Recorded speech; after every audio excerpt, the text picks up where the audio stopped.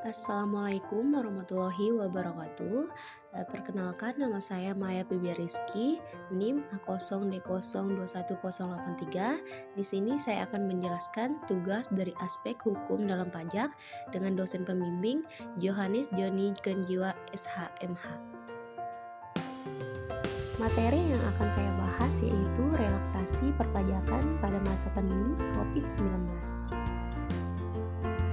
Beberapa kebijakan intensif dan relaksasi di bidang perpajakan untuk wajib pajak yang terkena dampak wabah COVID-19. Adapun intensif pajak yang pemerintah berlakukan selama COVID-19 berlangsung, antara lain yang pertama, intensif pajak penghasilan PPh pada pasal 21, yang kedua, intensif pajak PPh pasal 22, yang ketiga, intensif angsuran PPh pasal 25, dan yang keempat, intensif pajak pertambahan nilai atau PPN. Adapun relaksasi pajak yang pemerintah berlakukan selama COVID-19 berlangsung antara lain. Yang pertama, ada penurunan tarif PPh badan.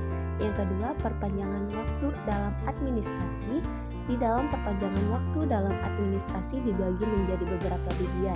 Yang pertama, jangka waktu pengajuan keberatan oleh wajib pajak pada pasal 2 ayat 6 Undang-Undang Nomor 7 Tahun 2021 yang mengubah pasal 25 ayat 3 Undang-Undang Nomor 6 Tahun 1983. Yang kedua, jangka waktu penerbitan surat ketetapan pajak dan pengembalian kelebihan bayar pajak pada pasal 113 ayat 8 Undang-Undang Nomor 11 Tahun 2020 tentang Cipta Kerja, Undang-Undang Cipta Kerja yang mengubah pasal 17 ayat 1 Undang-Undang KUP.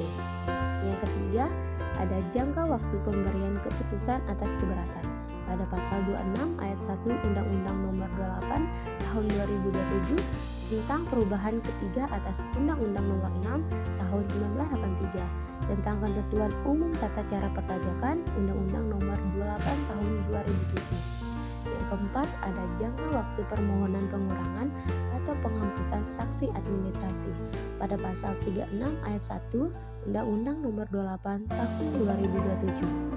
Yang kelima, ada jangka waktu pengembalian kelebihan bayar pajak pada pasal 113 ayat 3 Undang-Undang Cipta Kerja yang mengubah pasal 11 ayat 2 Undang-Undang KUP.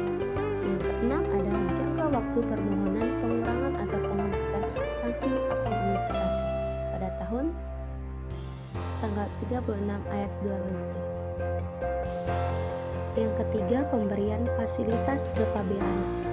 Pemberian fasilitas kepabeanan ini merupakan Menteri Keuangan memiliki kuasa untuk memberikan fasilitas pembebasan atau keringanan bea masuk dalam rangka penanganan pandemi COVID-19.